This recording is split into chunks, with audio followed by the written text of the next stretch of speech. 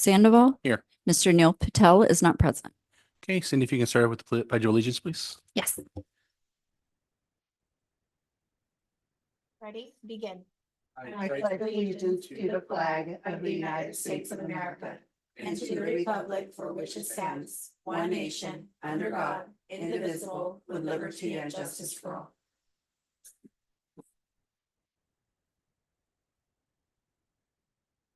Can I get a motion? Can I get a motion to approve the agenda? Motion to approve the agenda. Second. Okay. All those in favor? Aye. Aye. Motion 4-0. Okay, today in closed session, we have item 2.1, public employee appointments. Under Government Code Section 54957, we have item 2.2, potential litigation under Government Code Section 54956.8 and 54956.9. We also have item 2.3, public employee performance evaluation under 54957. We have conference with labor negotiators under Government Section 54957.6. Do we have any public comments regarding closed session items? We do not. Okay, can I get a motion to adjourn the closed session? Motion. Second. All those in favor? Aye. Motion 4-0. Okay, see everybody afterwards.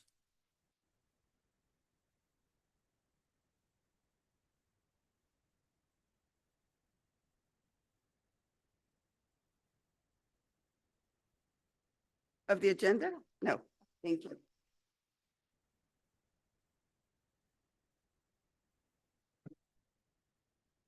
So are you guys?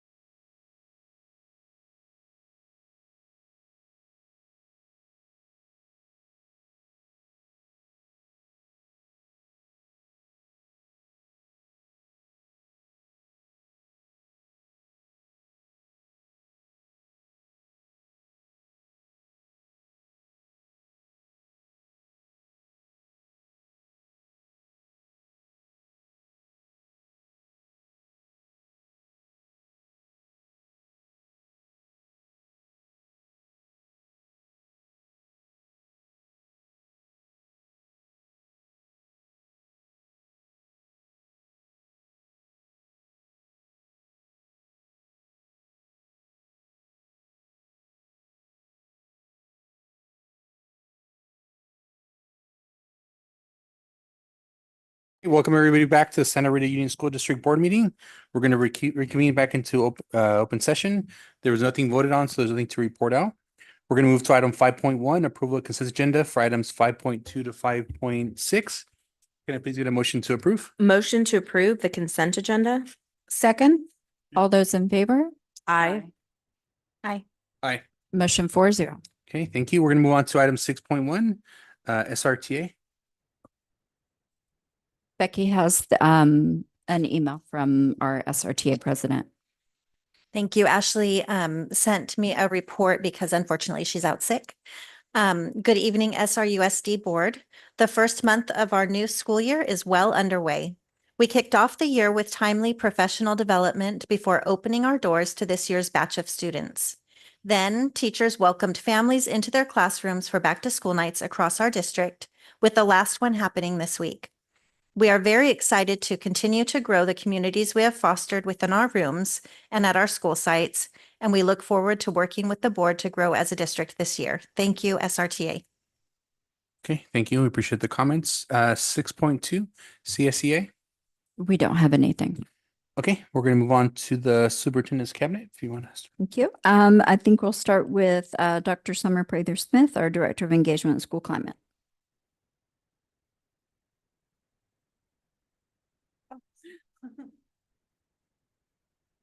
I have nothing to share at this time. I'll wait until we have our discussion item.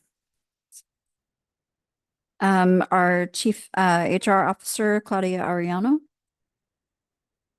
Good evening. So this week we welcome our Nutrition Services Supervisor, Ms. Ashley Perez. So I met with Dr. Is this on? Is that what you're looking for? Director Helm, and we reviewed food processes and procedures.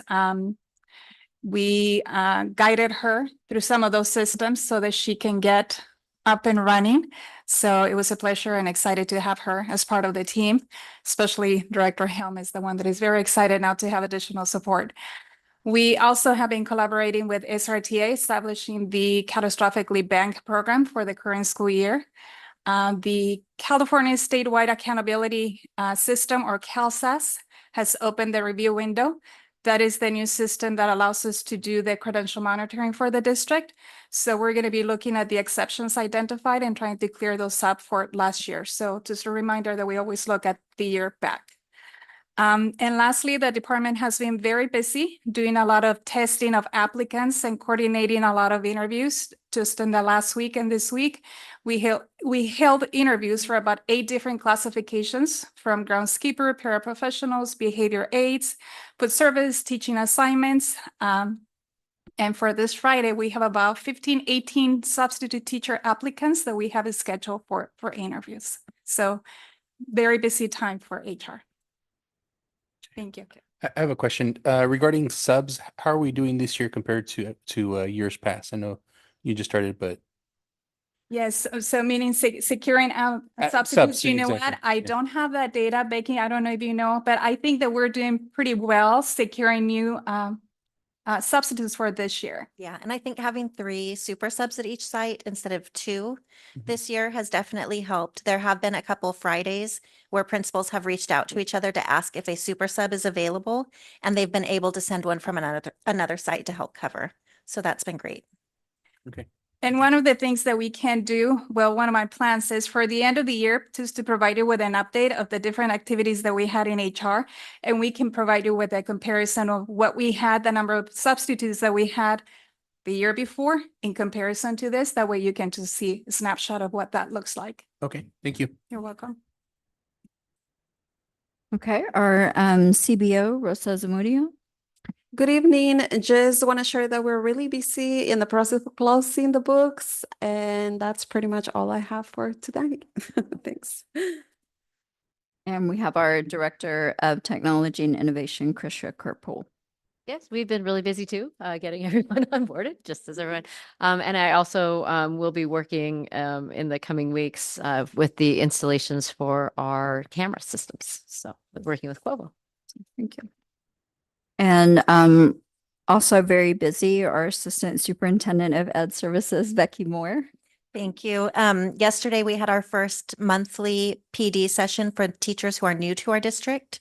And it was great. Melissa did the history of our district, which people always enjoy hearing about. And then our two program managers who work with Melanie in the SPED and Student Services Department gave an introduction to our special education procedures here in the district.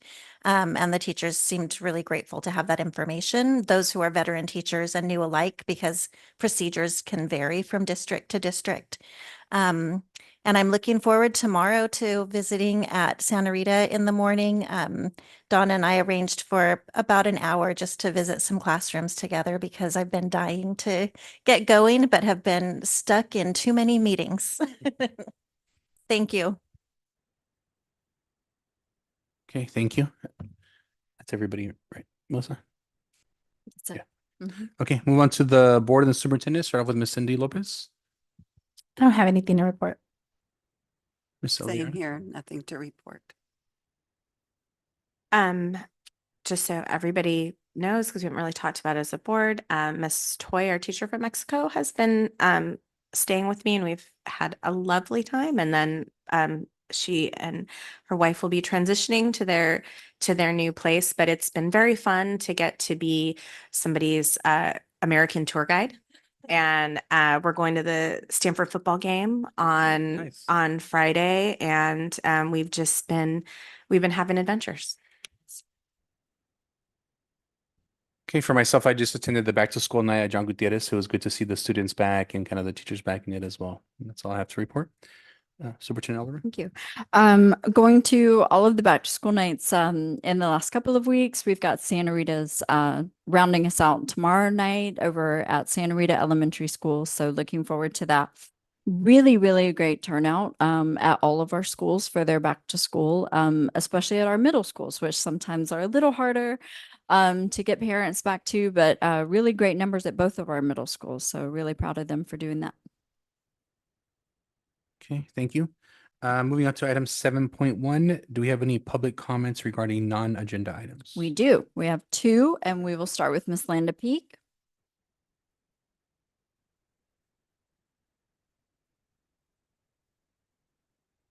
Oh, really quick time limit. Good So- evening. 2 minutes, Miss Peak. Okay.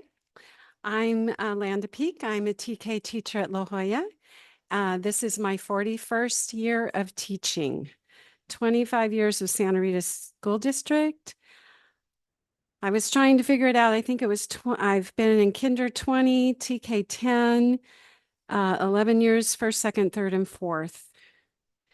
I just wanted to share with you some things that are happening at La Jolla TK this year. As many of you know, many of our students have never been to school before. In the past, TK was designed for those young 4-year-olds that turned 5 September, October, November. And the birth dates have been getting younger and younger. So this year, I actually have children turning 5 in May.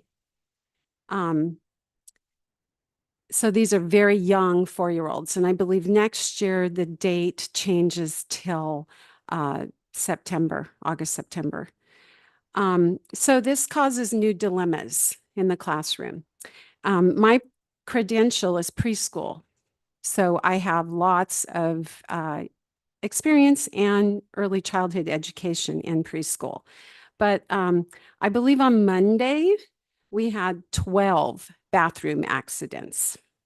So there's a lot more that goes on in the classroom besides just play or socializing. And they also are having a much more difficult time expressing themselves, incapable of using words in English or Spanish. I've noticed more special needs, more trauma, more, which brings along more behavior, and unreleased feelings, more impulsiveness. And I know Elva and Sarah can relate to all of these things, being educators also in early childhood. But I wanted to speak about the TK ratio. The TK ratio right now is 12 to 1. And in the past, that has not been a problem, but this year it's been a severe problem.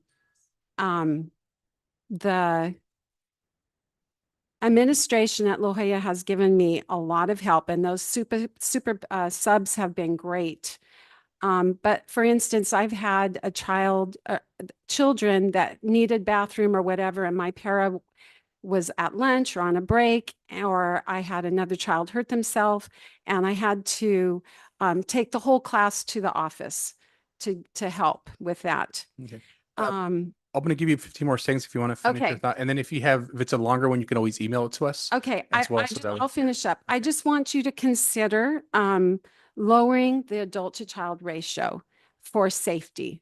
Because if there was a real emergency, God forbid, a shooter, anything, just having more help in the classroom with those young ones is so beneficial. So thank you for your time. Okay, thank you.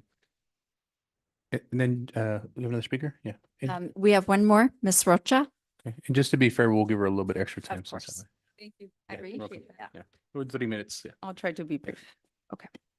Good evening. My name is Berenice Rico Rocha, and I come to you today as a concerned community member, concerned parent, and concerned educator. I am a proud graduate of both Santa Rita Elementary and Gavilan View Middle School. I had a great education that helped me earn a BA from UC Davis and a master's degree from Sac State. In 2009, when I graduated with my master's in school counseling, I had a job offer in Sacramento. I turned it down to come back and work in my community. I bought a house in Salinas with the confidence of knowing that my children would attend the same schools I did. This district does a fine job educating our mainstream children, but there is a lot of room for growth when it comes to meeting the educational needs of our SPED students. I have 4 children. My oldest 3 have no issues meeting their educational benchmarks. My 4th child, however, had an IEP before he even started school. He has a severe speech delay that prevents him from being able to communicate his needs. I have requested and been denied a one-on-one aid for my little boy. He is in TK at La Jolla Elementary School, and although he has the most amazing teachers, he needs additional support. When I asked if we could have more help in the classroom, I was told that this district follows state law, which is 1 adult per 12 children, 12 students. My son requires a lot more attention, and it's illogical to expect 1 teacher to meet his needs along with those of another 11 children. A quick analogy here. California state law also says we can drive 65 miles per hour on the 101, right? However, if we are driving in the middle of a storm, we don't simply step on the gas and ignore the rain. If there is an accident on the side of the road, we don't say, not my problem. The law says I can go 65. No, we slow down and adjust our speed to what is necessary depending on the circumstances. It's common sense. I come to you today asking that we please use common sense and do what is not only right, but also safe. Let me make it clear when I tell you this is a safety concern, safety. In a classroom with 4 and 5-year-olds, of which 18 are boys and 6 are girls. You heard that right, 18 boys, only 6 girls. You can imagine how busy that classroom can get, not to mention my son who has special needs, and perhaps more students do too, but have yet to be diagnosed. I ask that you not forget who we work with. These are not numbers we are talking about. These are tiny little human beings. Finally, to ignore the circumstances and claim we are just following state law is, in my opinion, not only wrong, but irresponsible, dangerous, and quite honestly, unacceptable. Let's adjust and do what's right for the safety of our children. Thank you. Okay, that's it. Okay, thank you. All right, thank you for your comments. Okay, moving on to item 7.2. Do we have public comments regarding agenda items? We do not. 8.1, discussion regarding district cell phone policy.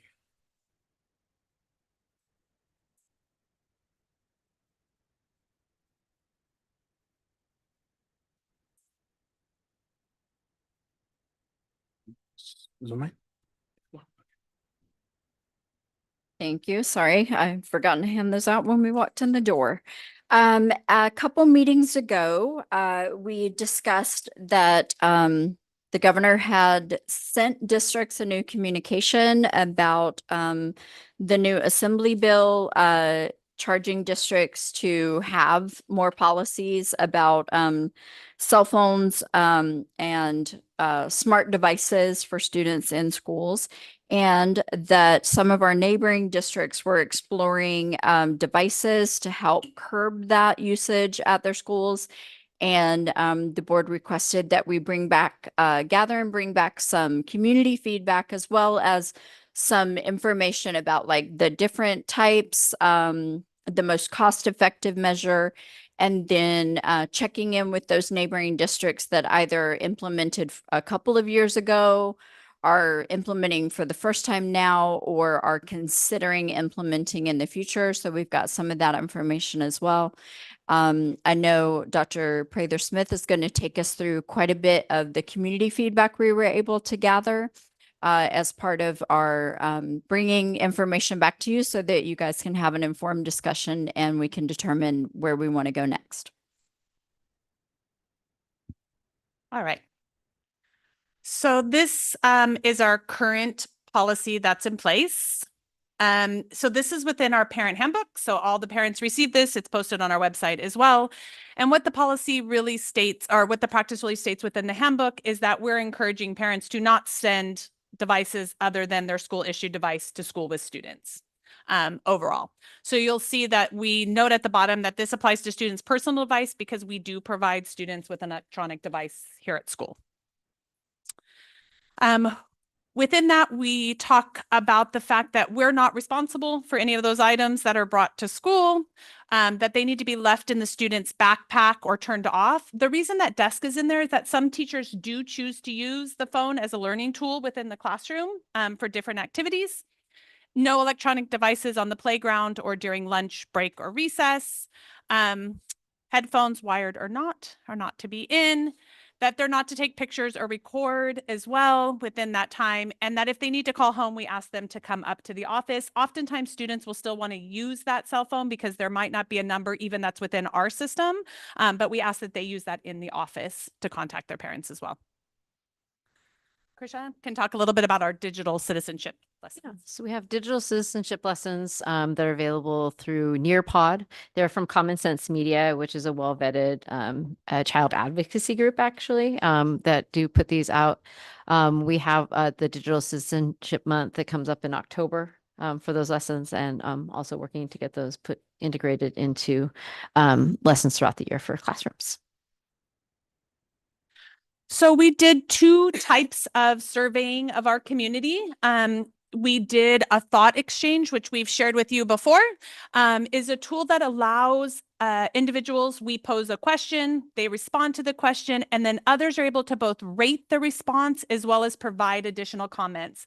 And what the benefit of thought exchange is it gives transparency in what's being said, right? So oftentimes in a survey, you put in a result, we present it, and all that back end is missing from the picture. What Thought Exchange does is allow everybody to see that piece. So in this Thought Exchange, we had 143 participants. We sent out the Thought Exchange in a couple ways through our Parent Square, in QR codes that were sent home with students as well that families could scan, and then through our district email for staff. So 143 participants, 128 individual thoughts shared, and then you can see 1,692 rankings within those. When you look at who responded, 20% of the respondents were staff and 80% were parents or guardians. And then the breakdown of the levels. So 49% at the elementary level, 66% at middle school, and then 2% at none. Not sure who that was, but one of those people was me. Okay. One of those was Sarah. So one of the things that Thought Exchange does is just kind of give us this word web. So what it does within that back end system is maps all the language that is used and kind of looks at what's most frequent. So these are the words that came forward. The larger the word, the more frequently it came up in a comment. So it's just a kind of a quick visual to see where people's thoughts were. These are some of the top rated thoughts that came forward. So what Thought Exchange does is it looks at all those comments and it looks at the ratings that were given to them and the frequency of common language within those and then rates them. So these were the top 3 thoughts that came forward. The first one, students should be held accountable for putting away their phones without the need of a bag. This process will most likely be time consuming. I think taking time from learning to unlock bags is not well spent. The logics, how will they lock and unlock? Where will they be placed first versus sixth? And how much will it cost staff and students and teachers?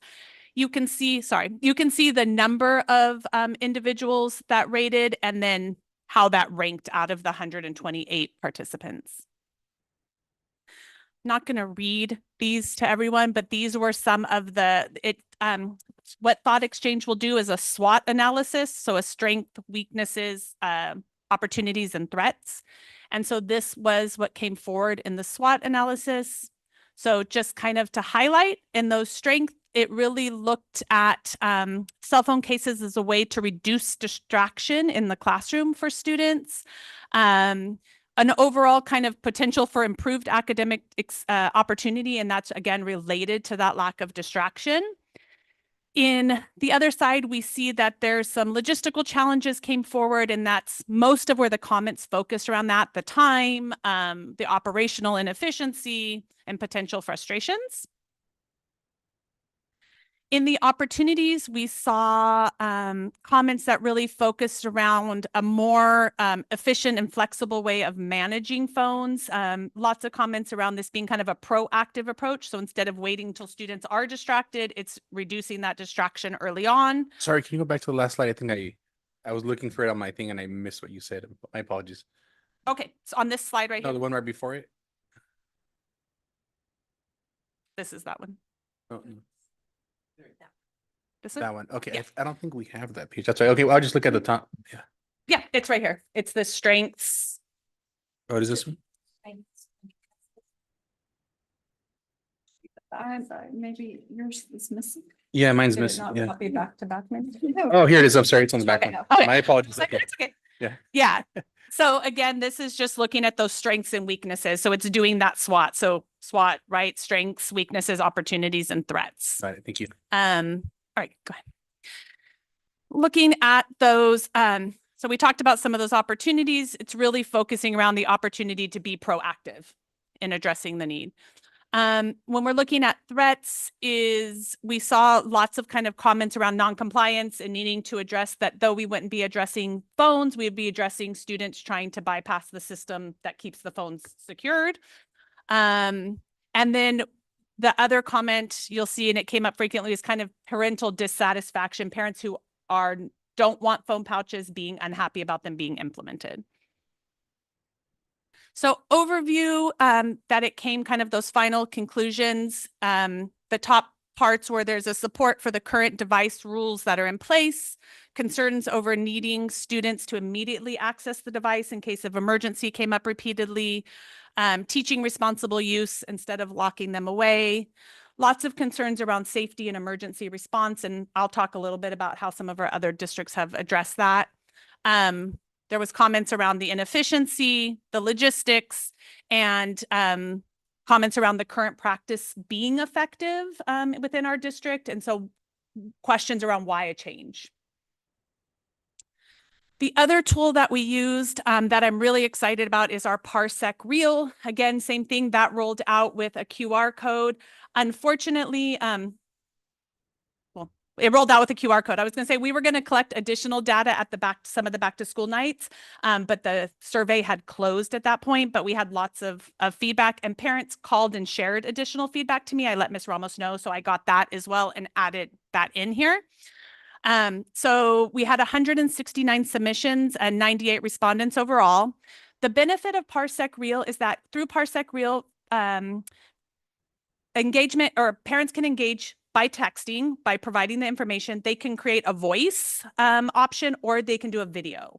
So it gives parents who maybe have lower literacy skills or maybe just feel uncomfortable typing out their response, the opportunity to give that voice response. In the next slide, you'll see that top part, there is a link, and we'll share this out on our website as well. But that top link links to a kind of an overall player in which you can listen to that feedback. And there's something really powerful about hearing the voices of individuals giving feedback. On a separate note, this was sent with students, parents, and community. So there is a lot of student voice on there. We'll be using this tool to collect student voice in lots of different areas. And so I'm excited to bring it back to you as a board in different areas of our learning, because our students deserve to have that voice in it as well. And this is a great way to get that out there. That's just a side note. Respondents, and again, what Parsec Real does is take both, if there's video submitted, audio submitted, or text submitted, it codes the language. And again, I keep saying, where was Parsec during my dissertation? Because I spent thousands of hours coding language, and it does it so fast. So what it does is it takes all those pieces of information, codes out those languages, looks for common themes and common threads, common words that are used, and then creates these summaries. Can you go back one more? Sorry. So what we saw overall in the Parsec Reel was respondents expressed mixed feelings about the changes. They appreciate the idea of reduced distractions. That was said through many of both the print and the audio, while others worried a lot about emergency practices and what would happen in the case of emergency. There was a strong emphasis on balancing the safety with managing the technology.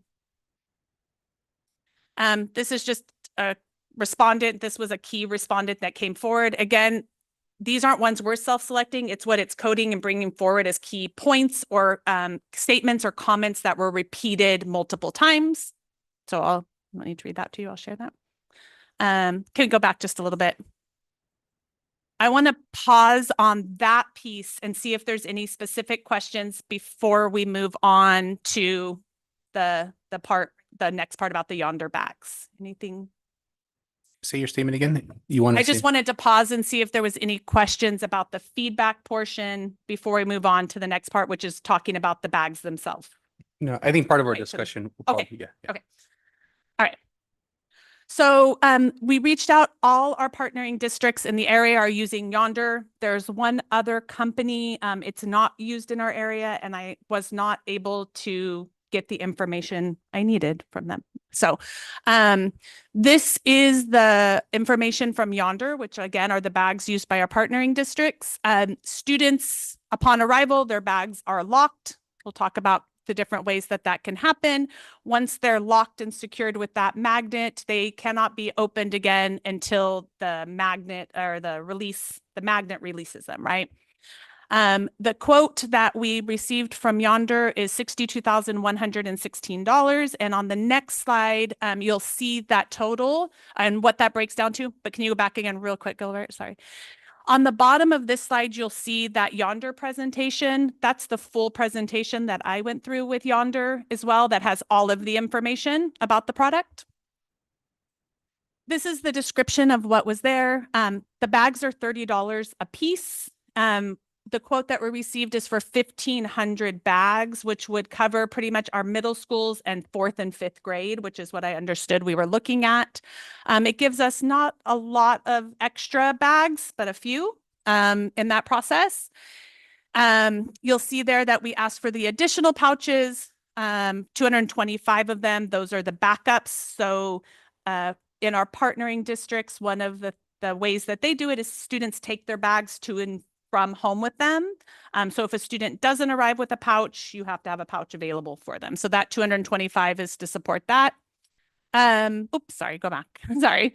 Then you'll see that this includes the locking the bases to unlock the pouches themselves. That's 15 of them that are there.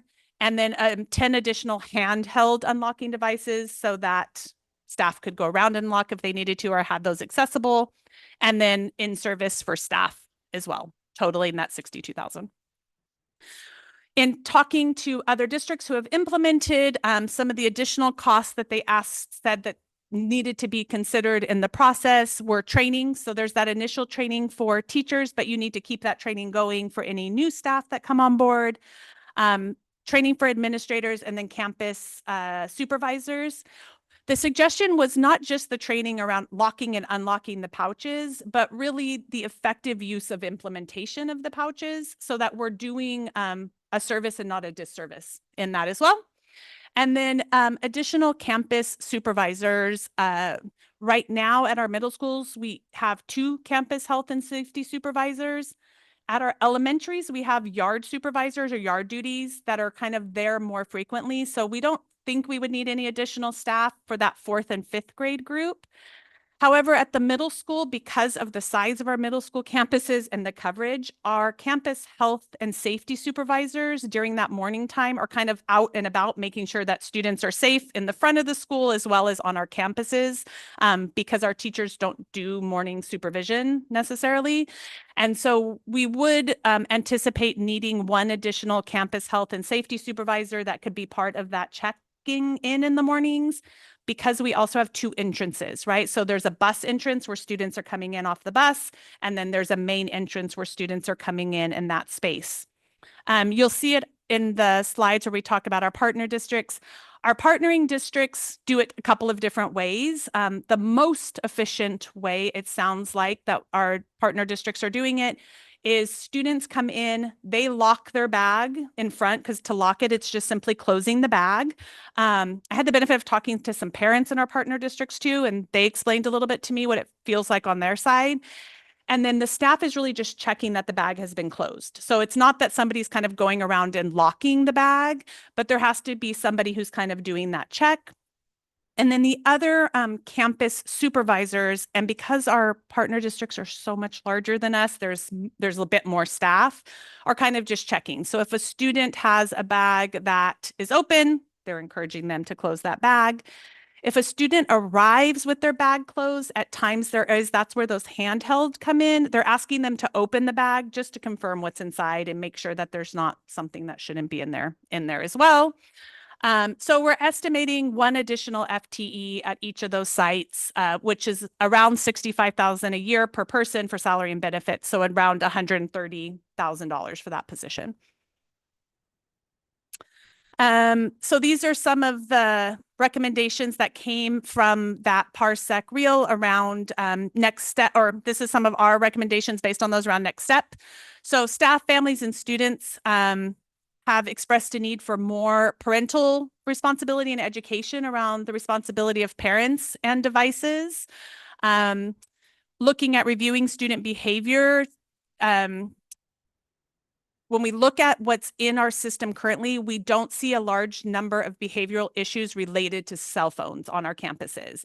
I've spent some time kind of visiting our campuses during those breaks and recess, and what we heard in there, what I observed, I'm the first to say that the cell phone causes a lot of problems for us, right? It's a lot of social media issues, a lot of posting of inappropriate content. However, we don't see a lot of students on their cell phones on campus on a regular basis, and that was indicated there as well. As the community, there's support that there's not from our staff moving forward with pouches. And then we did hear repeatedly continued digital citizenship lessons and teaching students to appropriately use not just their cell phones and technological devices, but expanding that to our Chromebooks and any digital services that they have.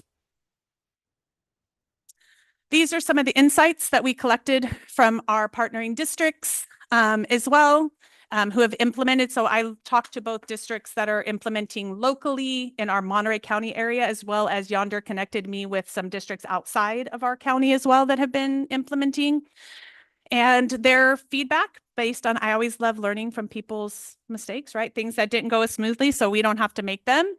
But they suggested making sure that we were seeking that input from stakeholders, which we've done as well, conducting surveys and holding those focus groups, allowing for voice across the spectrum, parents, students, and staff, scheduling meetings with school leadership to kind of brainstorm what some of those potential challenges could be and solutions to those, so that, again, you're being proactive in that implementation.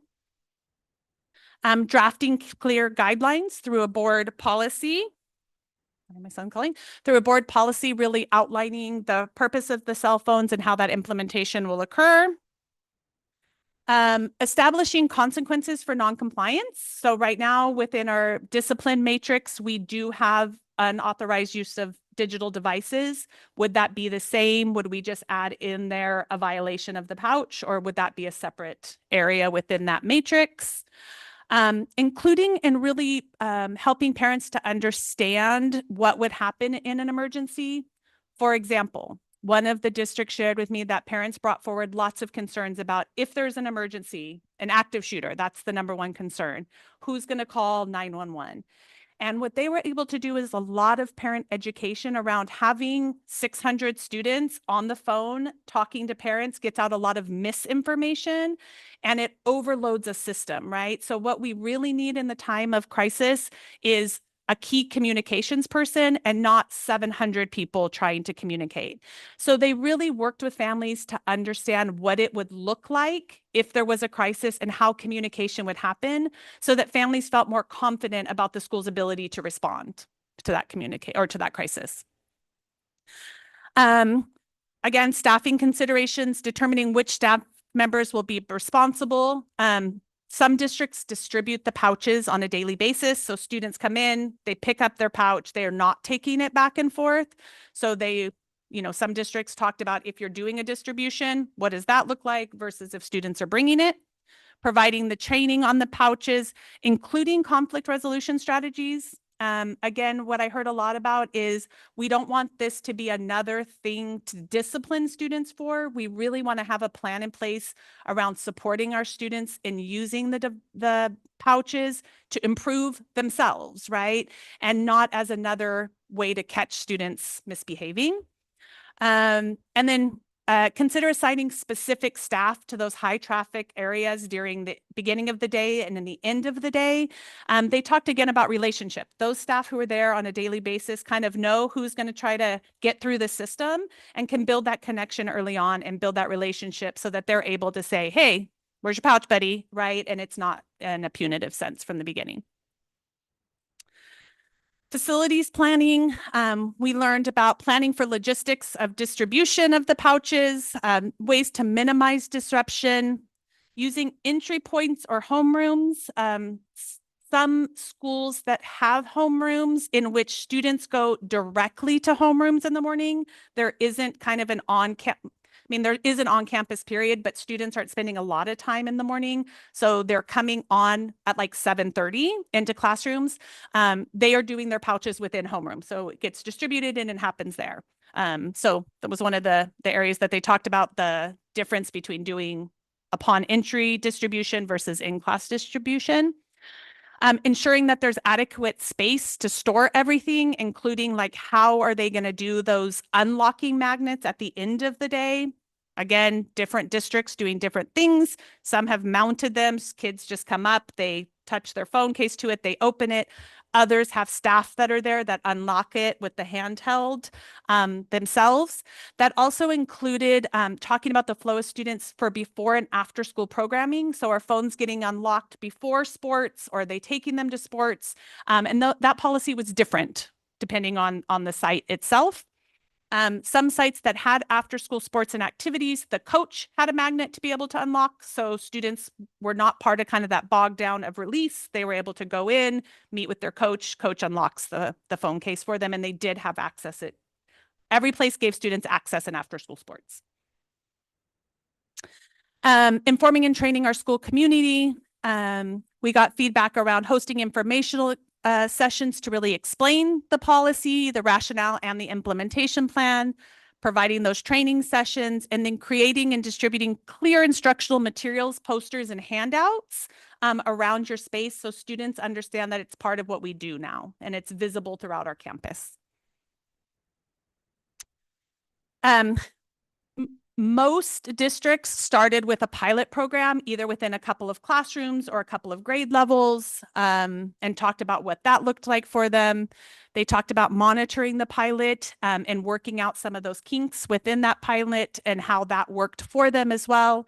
And then really adjusting their implementation plan. One of the districts that I spoke to outside of our county, her piece of feedback was like, make a plan and be ready to switch it, because kids don't necessarily comply with your plan and things don't go as they do. And she shared that she stuck to her plan the first year and it caused frustration for everybody. She adjusted and then things went smoother for her.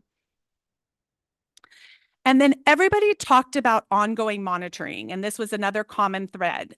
Meeting and talking about implementation regularly. What were the challenges that they were seeing, and then putting plans into place to address those challenges early on, and making sure that there's a clear process for students to provide feedback or report issues that may be occurring.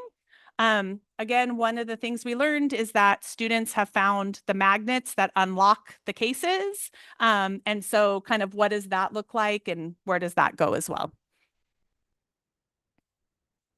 I think that's all that I have to share about that. Thank you.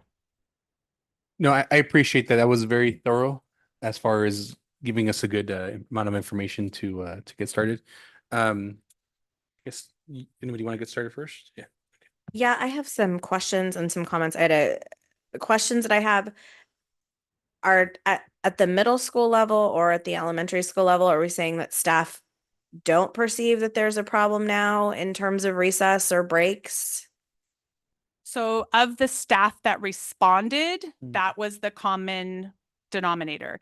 Again, I mean, staff have had, I have not received any comments for or against outside of what was there. Okay. I'd really appreciate somebody going and looking. And just because this is my concern.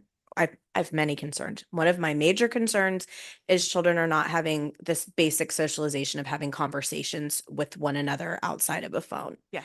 And I'd love to have somebody just out there looking, because if your face is down on your phone, you're not necessarily creating a behavior problem for the office, but you're not getting the basic socialization that we would like to have. And we've been doing that. That's what I was sharing. We did that over these last couple of weeks, different times during those breaks and recesses and lunches, and we did not see phones out. Okay.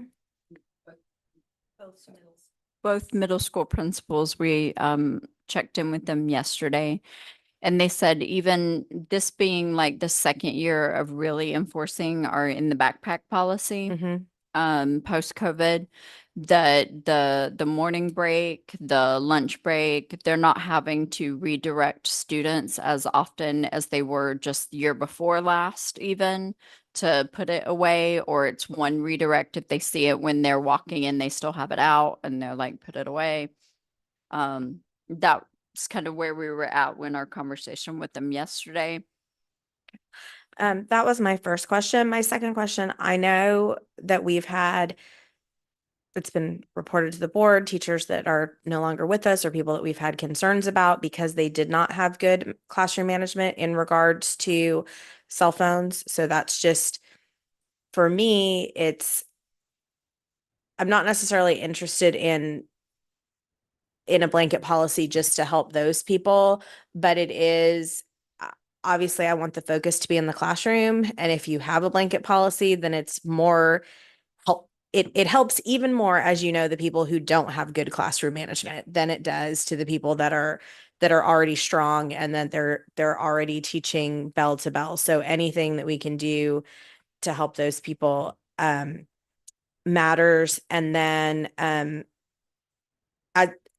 as we go forward with this, and I'm not advocating either way at this point. You mentioned the teams and the after school, if we decide to go forward with this, and depending on what grade levels or that kind of thing, we then need to have conversations about what we're doing with extended learning. Absolutely. Thank you. Those are my questions and my comments. Okay. I wanted to touch, Summer, you said that you were able to get some feedback from parents on how that looked on there. What feedback, could you share that to us, please? It very much mirrored what we got. It was mixed. Some parents who said, I didn't like the idea at first. They've been doing it for a little while now and it's fine. Some parents who said, I'm very against it. I continue to be against it. I don't want this for my child and I'll do whatever it takes. And parents who said, no, I think it's, there's not a clear, it's very mixed responses from those who are doing it now, as well as what we saw. Again, those that are sharing tend to have strong views on one side or the other, right? So that's not uncommon in that process. Thank you. Okay. I had a question. I know as far as like recess and stuff. So I imagine based off of the feedback, how many teachers responded? Did you mention? 20. And again, I just want to share it. Those links give you access to all the comments that were shared so that you'll have access to all of those as well. And everybody's there. So, the total number of, it was 20%. So 28 staff. total for staff for the thought exchange. And that's Did in the thought Parsec- exchange. In Parsec, it doesn't, we don't ask them to delineate. Yeah. Okay, first, I think the only concern I have more is more in the classroom, Mhm. right? And I think Sarah was kind of mentioning, and as interesting because as you were presenting this, my thought process was going obviously back and forth, and kind of what it is and stuff is, I guess students, when the teacher's obviously upstairs teaching, Mhm. students being able to look down at their phones, right? And I think that's the part that's might be tougher to catch, Mhm. right? Yeah. Because when teachers going up like this or helping a student, students are kind of engaged. Yeah. And oftentimes if somebody walks by, it's like, hey, there's somebody coming, Mhm. put the phone away or whatever the case is. Yeah. Part of what I read some of the stuff was there were some parents are saying, well, if you just provide better education to child to sell the point as far as the backpacks, you know, that's what it is, right? So I know seatbelts, so I think it was seatbelts. So we all know wearing a seatbelt saves lives, whatever the case is. And there's a lot of education out there, a lot of videos, and I mean it's kind of very common and stuff happens. And that catches maybe 75 or 80%, right? And then you still have people who don't wear seatbelts, right? So that's where ticketing or that kind of stuff. Mhm. So I was having a conversation with a friend. They were talking about sometimes when somebody implements a certain policy, what how a student reacts to it, and sometimes the students sometimes who are more engaged in school will follow just simple policy, right? Hey, this is kind of what it is, and then we start thinking, but for the outlier, sometimes that's the biggest concern, right? I think the goal of our district obviously is to prepare them for the next stage, which is high school, but eventually prepare them for life, right? Because at the end of the day, they're going to be adults, you know, and we want them to succeed. Yeah. So that way, you know, they have good lives and they're productive citizens. So I think initially for me, and I have some more thoughts I want to go by, is like those students potentially are sometimes the students that sometimes need an extra little help to kind of comply and figure out. And these students might even be the ones that try to figure out a way to avoid it. Right. And I guess my initial thoughts is, okay, with the good policy, we catch, let's say 80% of the students or 85. If we do the bags potentially, and I'm still kind of back and forth about it, we'll get to like 95 or 98%. I mean, we're not going to catch everybody, you know, and it's not so much about catching them, but getting them to be engaged, because I think that's the biggest thing is we want them to succeed in school and be able to really, you know, understand what's going on. And obviously with the cell phone, it's distracting and it's going to affect, it's getting them behind in school and whatever the case might be. So I think that's kind of my initial thought is I think when I was reading some of it, they said, you know, if you just do more training, I'm thinking, yeah, that's great. Kind of like seatbelts, but even that doesn't catch everybody, you know, as far as helping them to understand this is kind of the buy-in policy. And I think, see, the thing I was kind of looking at is, if we do implement something, there definitely needs to be a lot of buy-in, of course, and a lot of training and kind of what it is. And I think it's good that there's districts that have done it already because we can see what works, right? And I'm sure initially when we said, hey, no cell phone policy, I'm sure there were teachers that were concerned like, oh, it's going to be another thing for me to keep telling students, put your cell phone in your bag, put your cell phone in the bag. And I'm sure initially when that got rolled out, teachers are like, this is so annoying because, you know, I keep having this waste staff time to do this or whatever the case is, you know. So I think part of that's going to be just growing pains, just like other districts had. And I was thinking about the safety concern where you were mentioning 600 students, because that's what I was thinking at first was if there's 600 students and you have 600 parents telling the students 600 different things to do in that situation, Right. that also causes a little bit of Yeah. concern. But I think also having a safety plan, right? It's like if there's a safety plan and the kids need access to their phones, this is what we're going to do. Yeah. You know, the teacher says, okay, there's going to be scissors or something quickly to access it. I think a lot of it's more logistics. Mhm. And I think part of it, if we do decide to go in this direction, is just the rollout, right? Yeah. I mean, For sure. have a town hall meeting. Hey, this is what will happen in an emergency. Let's kind of Mhm. play it out. Let's role play, you know, and there's most concerns active shooter, right? Yes. That's kind of what it is. Okay, if Yes. an active shooter comes up and students need access to their cell phone, Mhm. this is what we would do. Yeah, and like I said, in that case, what I heard repeatedly and as well from our law enforcement partners is we don't want 600 kids having access to their cell phone at that Yeah. moment, right? We want them to be able to access it after the crisis so they can make contact. But in that moment, it's beneficial to not have everybody trying to getting out miscommunication and clogging up the system so that they can do what they need. So yeah, them not having access immediately, it could actually help us to some degree. And I think the other component too that I think parents, and I say as a parent because I'm a parent now too, Yeah. is we've also been now in a space where if we need to relay a message to our child, Mhm. we can do that fairly quickly. So before, I remember growing up, if you were not going to get picked up or if something was going to happen, you would call the school. Can you relay a message to my student? Staff would go in there, pass a note. Right now, with the use of cell phone, you can text your child, Right. and so parents right away. So I'm sure there's going to be some pushback because there's a change right now. I don't have that accessibility I have to my student Right. that I had before, but obviously that's where I think the part of explaining what the process would look like. Hey, if something's to happen or you're gonna go to practice or whatever Right. the case is, it's like we have to have a system in place, right? And just to kind of share, that was one of the concerns that were brought forward by, I'm assuming, office staff, is Yeah. the number of phone calls and when talking about kind of the personnel pieces, like the number of phone calls that may come in, especially at a middle school office now, Yeah. if parents didn't have access. So again, in our planning, it would be something for us to think about and account for. Yeah. So I think that's kind of where does anybody else have anything? I'm kind of yeah. Oh yeah, somebody else can go. I think I'm gonna have a couple things I wanted to review again just to remind myself what my thought process was. I was just going to say it's a very good presentation, lots of information. And I know that common sense is going to tell us that anybody that is, like, for instance, diabetic, who uses a monitor and needs the phone, you know that that's going to be something that that child is going to be able to use it at any time.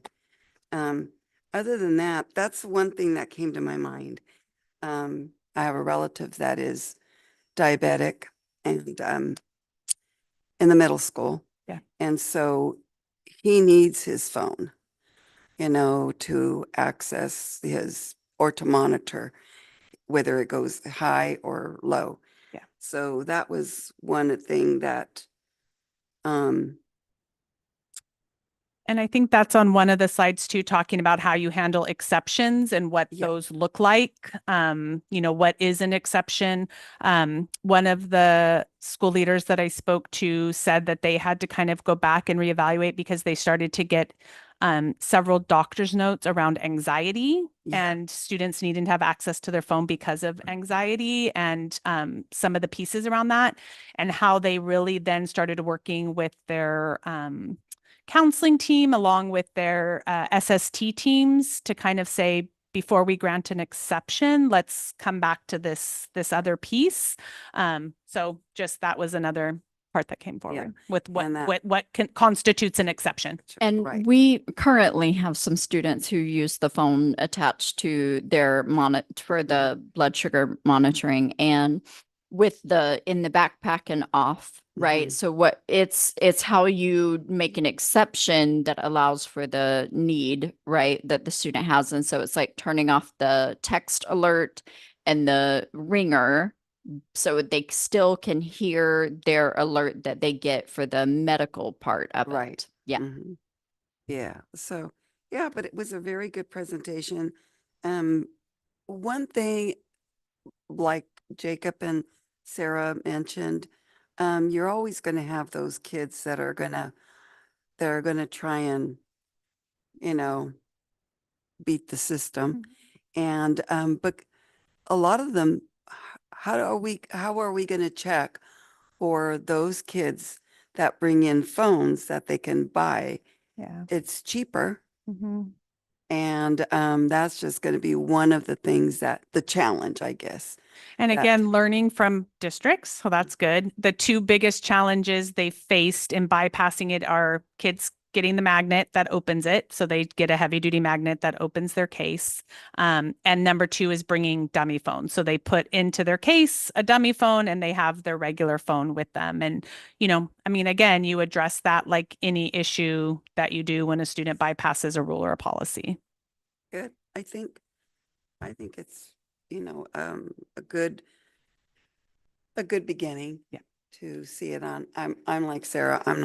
I don't know either way which way to go, but Yeah, when I first read the thing about some students use it for emotional support, I Mhm. started thinking that's the reason why they shouldn't have the cell phone, because we've kind of relied too much on it. Yeah. And that also means that we need to provide extra services for that student to find out what's going on there Yeah. to do it and stuff. And I think that a lot of what they were talking about is more around anxiety for like, because the student has an anxiety, being able to be in contact with a parent really quickly. Right. And so some of that was again around, you know, how would that student access you if they needed you? If they needed you, they could go up to the office, they could go to the health aide, they could go to the counselor's office. Everybody has a phone available. So that doesn't mean that the student can't have access to you. It means that they're going to use this other channel to have access to you. And so, yeah, I mean, it's always just that upstream planning, right? Like, this is the concern, here's how we can address it. This is the concern, here's how we can address it. Okay. Sarah, you had an additional. I just wanted to say, like, thanks, Jacob, for bringing that up because obviously as the district, what we want as board members is we want the best education for the kids. But we're also validating that, you know, we're validating that we want to make sure that parents know we're not like, oh no, that's not important, or, you know, these things don't happen. It's only in like, we're validating safety concerns. I'm a parent.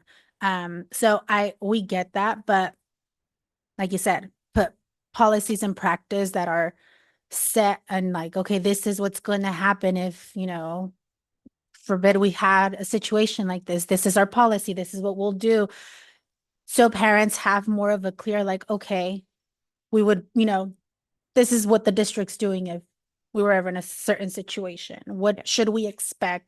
Because like you said, we do have access. I was at back to school night at Rancho. My daughter just went into freshman year and I had one of the teachers stating that her student was like, oh, can I take my mom? My mom's calling me. And she was like, okay, why is your mom calling you? It's, you know, like, why is she not calling the office? My mom's at Walmart. She wants to know what kind of chips I want. And it's like, really? You know, as parents, it's like, no, like, Yeah. you know, but that bringing that of like, oh, a text away to contact our child, like they're in school for a reason, you know, education should be priority, but highlighting that where you're saying, make sure that if we do proceed with this and decide to do this, the policies that we're going to have in place to make sure that we're validating these concerns for parents and what would we do?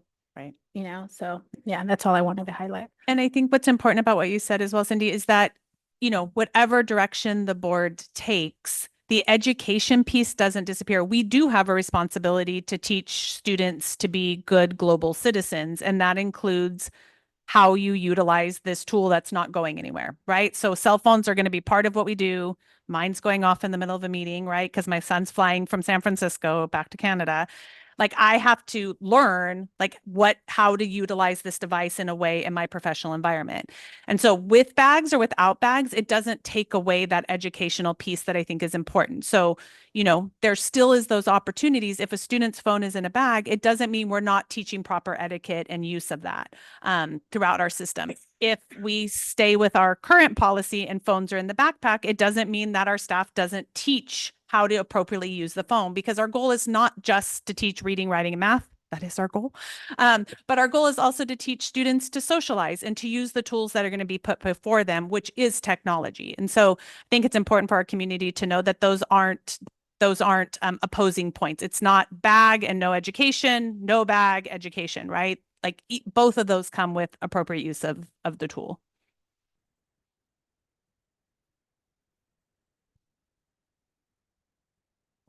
They also, both come with similar explaining of what the rule is and then making sure all staff are enforcing it the same so that it is consistent from school to school, classroom to classroom. Yeah. And just the last point that safety is our number one all the time, and not phones can be an instrument by which children become unsafe. And one of the benefits to me of the bag situation is we're not facilitating that part of them being unsafe. In other words, we're not giving a bully access to them for the hours that they're with us. We're not giving, someone who's trying to catfish them or all those other things that are part of modern day life. They have a sanctuary of time that we're providing them, even if they're not sophisticated enough to ask for it. I have experienced as a teacher and as a community member very bad things that happen to children through technology. So I don't ever want to be somebody who facilitated those things happening. And then the last thing, I really appreciated the parent education piece around emergencies. That's key. The other thing I think that if we go forward with any kind of policy that is educating our parents around, although it is sort of in air quotes optional, this is the way that the state of California is going. Like, we are not going to be outliers by implementing this. We might be doing it earlier than some other people, but this is just what, in my opinion, is going to happen. So we have a level of freedom right now that level of freedom may be gone, and we may be lucky in terms of choosing what we want to do while we still have the opportunity to choose, because it may be if we don't choose for ourselves, then somebody is going to choose for us. And just to let people know, in the state of California, oftentimes laws get passed where it's like, if you already have a policy in regards to this, it's you can sort of grandfather your policy in. If you don't, then you get to do X. So that it may or may not happen that way, but I would love to be able to do it the way we want to and not, have something be imposed on us by the outside. And then I just was going to add, you reminded me of another point I wanted to make in one point of the slides, is that staff education piece, and I said a little bit about it, goes beyond just simply the bags, right? It goes into understanding why for some of our students the phone is important, and then putting those other pieces into place. So for example, a student who may be living in a domestic violence situation, oftentimes that phone is a connection to, is my family okay? Part of that education is teaching our students and teaching our staff how to have that available to students without that need there, right? So for a teacher to be aware that if a student says, my mom has a health condition, I'm really worried about her, I need to check in, that we give students that access, that call isn't a privilege. It's part of what we work through with that. And that student can make the call from the classroom or make the call from the office.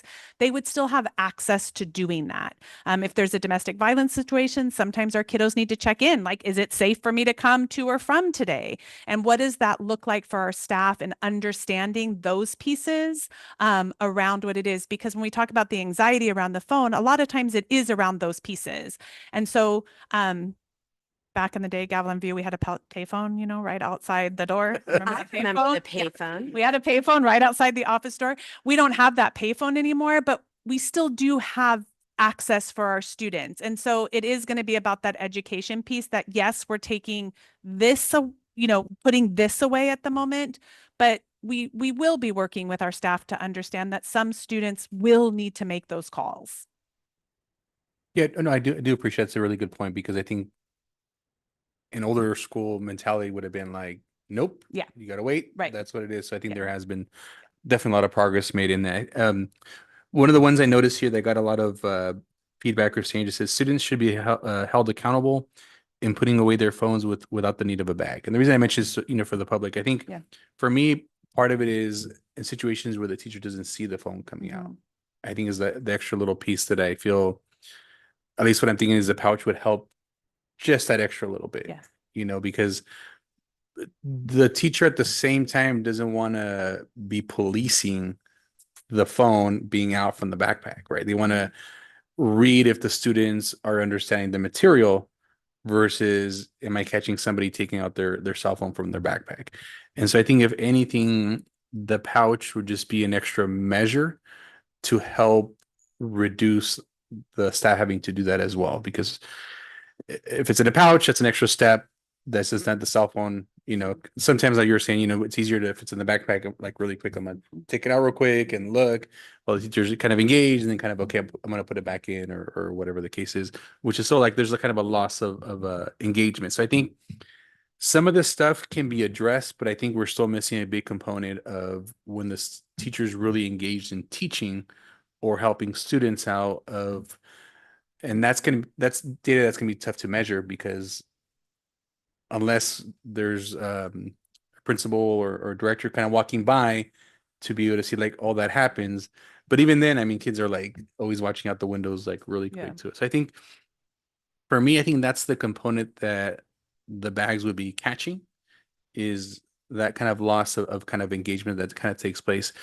I do appreciate the timing we are at a district level because there's already districts that have implemented. Mhm. So we're not, if we decide move, we're not early Mhm. and learning the hard way. Yeah. Because I think we would kind of get a lot more pushback from parents and staff, which is probably what happened to a lot of these districts because they were first. They always say, the first one to throw out the window and make the steps always kind of gets the bloodiest in that kind of sense. So I think it is good timing. I think my feeling of where I'd want to go is now that we've been kind of talking about it, I would want to go in the direction of the bags, but I think rollout is super important. It's not something that I would want to rush, Mhm. especially knowing that based off of what we've been hearing from feedback is it's not a huge problem now. If it was a huge problem, I'd be like, we need to figure out within a couple months how we can get this kind of started, right? So I do think that based off what you mentioned, a lot of the concerns, it's almost like we'd want a plan of how we're going to roll it out. So that way, like a lot of these questions kind of get answered, like, so this is kind of good because this allows the tools necessary for the district to be like, okay, when we do our presentation to say, hey, we're going to move forward, this is how we're going to address all these kind of concerns that you have. This is the way it's going to go and stuff. So that's kind of the way I'm feeling. That's what the rest of the board feels. Yeah. I know you were going to say something. So I'm sorry. No. Okay. I was just. In your research of the districts, North High does not have those pouches. So does it every? So in the high school district, they've implemented in the middle schools only at this point. Mhm.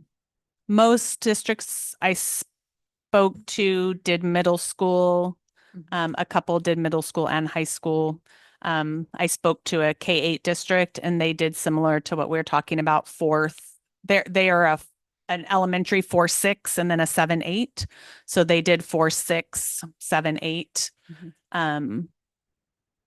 Yeah, I didn't talk to any transparency. I didn't talk to any high schools. Our high schools aren't implementing, our partnering districts, high schools. Locally, it's really Salinas Union High School District, which is implemented in their middle schools. Greenfield, which is implemented in Vista Verde. MPUSD initially implemented in one of their middle schools, and then they're no longer using the pouches, and they're considering if they'll do a rollout again. And King City is similar to where we are doing the investigation stage. The other districts I spoke to are outside of our county, and I spoke to districts that mirror ours. You said MPUSD did it at one point, but it's not doing it? That's correct. And was that because they saw that it was not beneficial, or what was the reason that they I think some of those areas that I posted on there and feedback from the districts really kind of being proactive in some of those areas. MPUSD, they were using the pouches as a trial. And so what they've switched to right now is caddies that students place them in when they enter classrooms. And they're re-engaging to see if they could go back to using like something to put the devices in across the district, and that might be better.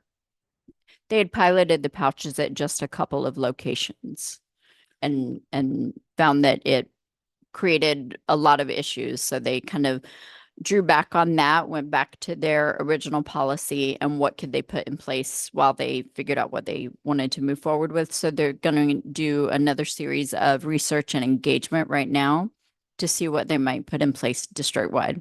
So right now they put them away in caddies. Like How does a that work? cubby in the Like, classroom. yeah. So when they enter the classroom, similar to like sentence pouches almost, but they're like foam pouches. And so students put them in and then they take them out with them through each period. The other part that we heard from Greenfield is that they did about a year of engagement. So community meetings, town halls, outreach, training, prior to they're in their second year of implementation this year. So they took a little over a year from the time that they made the decision to implementation. Salinas Union High School District did similar. Yeah. That other so MPUSD, they started with the cubbies first? No. No. No, they piloted the pouches, and I can't remember if it was Yonder or the other brand. Yonder. Okay. They piloted those in a couple of their locations, but felt like the issues that they were experiencing for the pilot kind of outweighed where they were looking to go with it.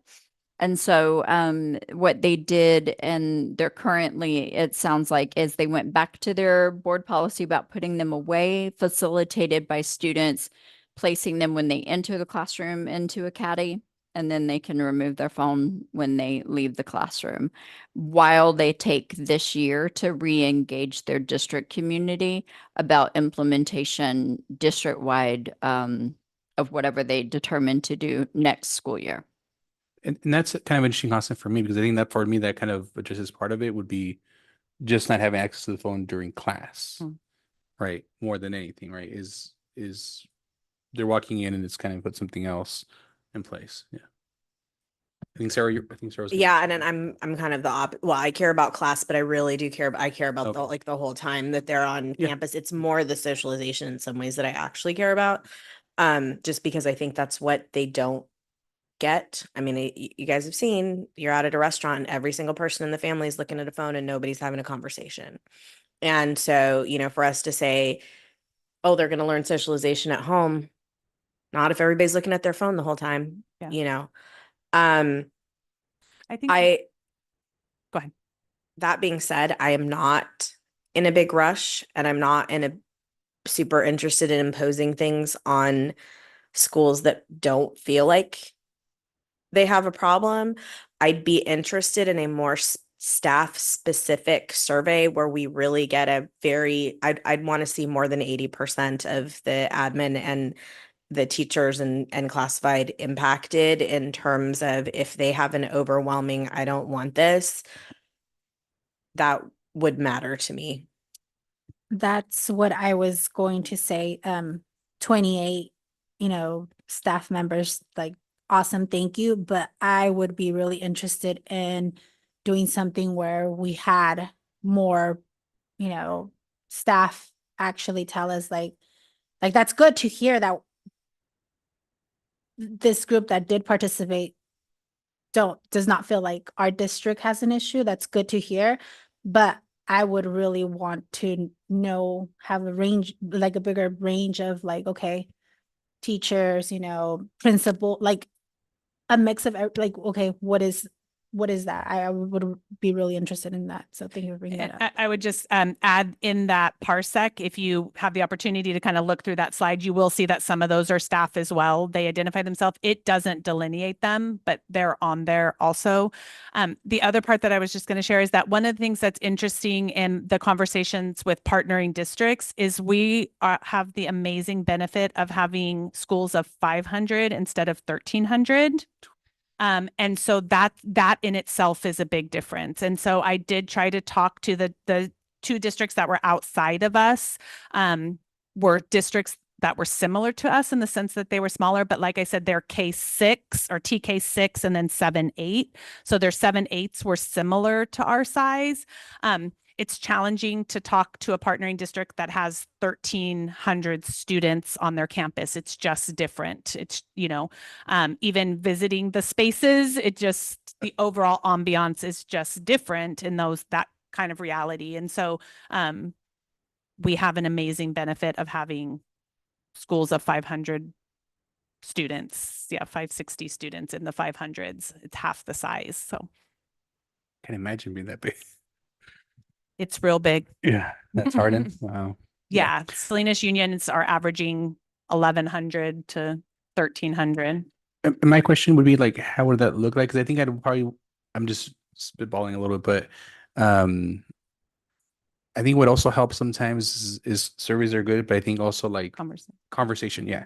Because I think like even us right now, we're talking through it. And I think it's easy. Like if you come to a place with a certain idea and I'm going to push my issue, push my issue all the way through versus if it's in a group setting, there's 20 teachers or all the principals together and they're talking through it because I think, if they're open-minded, that kind of could help shift the perspective a little bit different than kind of. And I can attend some staff meetings and have some of those conversations. I've put it out to staff that they're welcome to come and share with me outside of that, but I can do that as well. The other places at the safety committees, that information can come forward there. What I got questions from several staff members is there was like elementary teachers who were saying like, I don't feel like I should weigh in on this, should I do the survey? And I said, that's a decision for you to make. And they asked like, are you looking at implementing it across the board? And I said, those are all decisions to be made. So, share your decision. So my guess is that the majority of those are middle school teachers that are there. But yeah, I can definitely work on creating or collecting more data from that. So when you said that's 20%, it's 28% per 20% teachers. Survey. It was 28 staff members took the survey. And how many staff members do we have at our middle schools? At our middle schools, around 65. So it's still a little bit low. It's relatively speaking, yeah. Each middle school. Okay, yeah. Is teachers, yeah, exactly. Not counting that. Yeah. So yeah, I think I'd be in favor if there's a way we can extend the engagement. So kind of how you're mentioning Greenfield, maybe let's keep the conversation going. I think this is great conversation and yeah. But you're not on the list. We can do some staff specific information gathering and work with our school sites to get that information from staff in particular. And I think some people were not interested in participating because they thought it was a done thing. So it's like, why are you asking me for my opinion when you've already made a decision? I heard that comment made, and I haven't personally made a decision. So I do want to hear what they have to say. And I appreciate you saying that because I did get several parent calls just kind of asking, like, is this something we're collecting voice on for real, or is this a decision that's been made? And I reassured our families that their voice is here. And that's part of why it's really important that they share it in these surveys. And that even if the decision doesn't favor whatever decision we make, their voice still matters in how we implement those decisions. Yeah. And just, for the public, we are really trying to, balance all the effects and stuff like that and want to understand, Yes. So I think that definitely want to help. Yes. I think the other component too is how it helped to also gauge parents into conversations. But town hall meetings kind of get a little bit tough because you could have a couple people dominating the conversation versus kind of getting it. But maybe if we can, I don't know, think of a model where it's smaller class sizes somehow or to see how we can maybe engage some, Yeah. some parents. So how I'm trying, I can't think of anything right now, but Yeah, yeah. I mean, I think that as challenging as kind of that open opportunity in town hall can be, I think, and sometimes that's the way to open that forum for conversations. And I think it's the facilitation of that space. We did have a really high parent response. I mean, a lot of parents responded and also contacted me if they had additional questions. It was really interesting. It just makes me think there's a really interesting one if you have a chance to listen to some of those parsecs, and it's a middle school student and she's really advocating for the phone pouches at the elementary because they don't know how to control themselves. But she would really like you guys to all know that at the middle school they're fine. So it's some of those voice ones are really great to hear. Like she's really clear, like kindergartners, they should put it in a pouch. So so I think that, some of those pieces can be there. I feel confident that we've heard from our community. Okay. I think collecting more information from our staff to really understand. Again, I've been visiting the campuses, kind of looking, paying attention to what's going on and who's doing what. But I'm not in every classroom all the time. So I can definitely have it's not that hard for me to talk to all of the middle school teachers individually and just kind of get that feedback from them, even if it's not in a setting. So I'm happy to do that over the next couple weeks to just touch base with each of them and bring that information back. yeah, definitely. Because I think like we're all kind of on board. We're not in a rush. Not to every do- staff Yeah. member, like No, right, no, No, no, of course no. not. Yeah, no, I know. We're absolutely not in a rush, and I know that we need to move on. And my last thought is part of that in engaging with the staff. If we could ask them, like, are there individual family or child situations where the phone is making this worse? And what number of people? And I was just thinking about a family that I knew in my own work who were really gracious about the phone being a problem and were super, super helpful. And I could imagine absolutely the reverse, Yes. where the family was not helpful at all. So I'd be interested, is that a lot of people? Is that a tiny bit of Yeah. people? Yeah. Thank you. Absolutely. Okay, sounds good. Okay, we're gonna move on to 8.2. I'm gonna open up the public hearing at 7:20 regarding the sufficiency of instructional materials.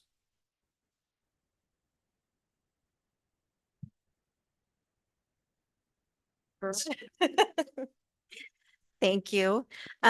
Each year, we are required under Ed Code to certify that we have enough instructional materials to issue to each one of our students across the district, focused on our adopted core curriculum. And so that has taken place. All of our students were issued their materials. I got to join in on the Williams visit at GV last week, where our consultant was asking students to hold up your book and do you all have one, and does your Chromebook work? And so it was great to see that everything got taken care of rapidly at the beginning of the year so that students have what they need to participate in learning.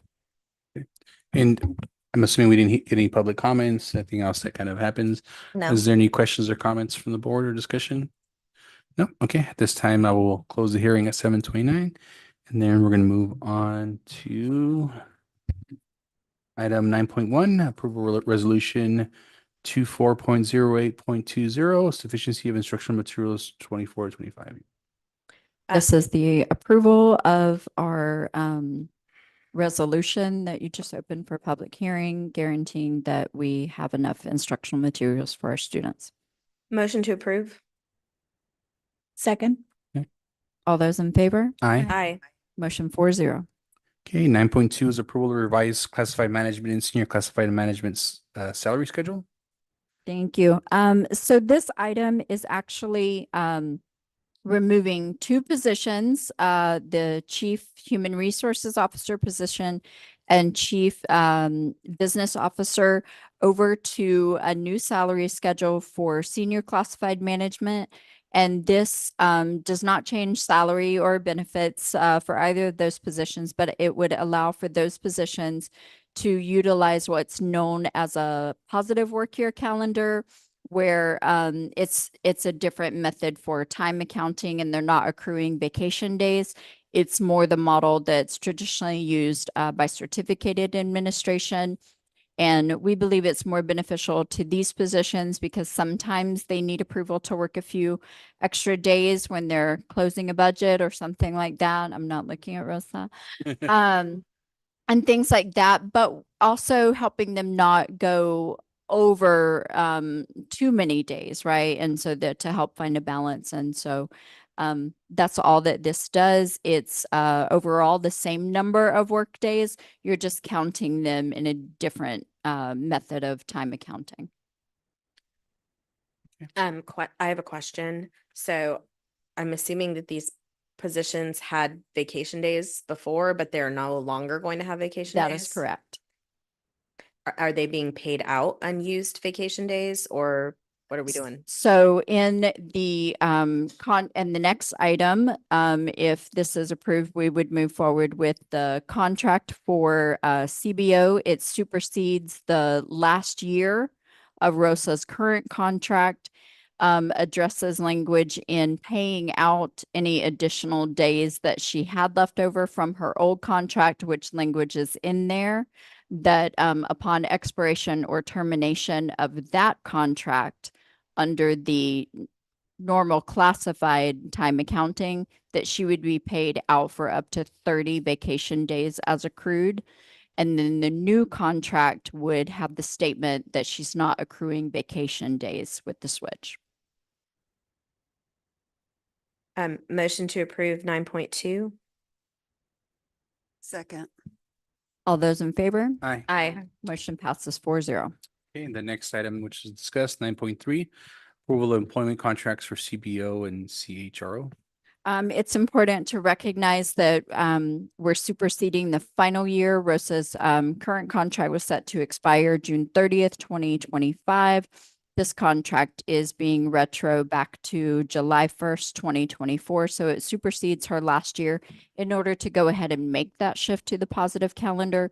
Whereas the contract for the Chief Human Resources Officer mirrors the one for CBO, except for the provision that we're superseding and changing the one over. All other language is pretty much the same in terms of terms and conditions. Motion to approve 9.3. Second. All those in favor? Aye. Motion 4-0. Okay, item 9.4, approval of the revised LCAP 2024 to 2027. Thank you. We received a request for clarification of a few items on the LCAP, which is a pretty typical thing to occur. And so Summer and Rosa worked very hard on making those updates. And we submitted those to MCOE. That's all been approved now. And so we needed to bring back the revised LCAP for your approval. Motion to approve 9.4. Second. All those in favor? Aye. Aye. Motion 4-0. Okay, our next regular board meeting is September 11th, 2024. 10.2 is any suggested future board items. I'll go to the board first, then I'll go. For me, doesn't have to be right away, but maybe a presentation on TK. I know it's 12-1 now, and I think in the future it's 10-1. So just more clarification, like, is there more funding when that switch happens? No, and There is in fact less funding Right, when that happens. There's a answer on that, but certainly we can bring it back as an information item. Sure. So like just to outline the timing of that and those things and where we are in terms of state funding for the facilities, as well as the expansion of the dates and the change in ratio for the 25-26 school year requirement. yeah, and then also I know there was concerns brought up today, but maybe checking in with other school sites to see if they had mentioned there's kind of a rise in, I guess, student assistance that's needed. So maybe checking in with all our TK sites, and then if it can be brought as an item, like if that's, an evaluation more for us as a board to understand, like, what support are they receiving? Is there people rotating in and out? Like whenever there's emergencies happening, I know there was a case that she had mentioned that there was 10 bathroom incidents, right? So just as a more informational for us in the public, what happens in those type of situations? Is there contingencies? How does staff kind of support that kind of thing? Okay, yeah, not right away, but just so we kind of make sure those things are in now. I think that's it for me. Can I get a motion to adjourn for 7:36? I motion to adjourn. Second. All those in favor? Aye. Motion 4-0. Okay, have a nice evening, everyone.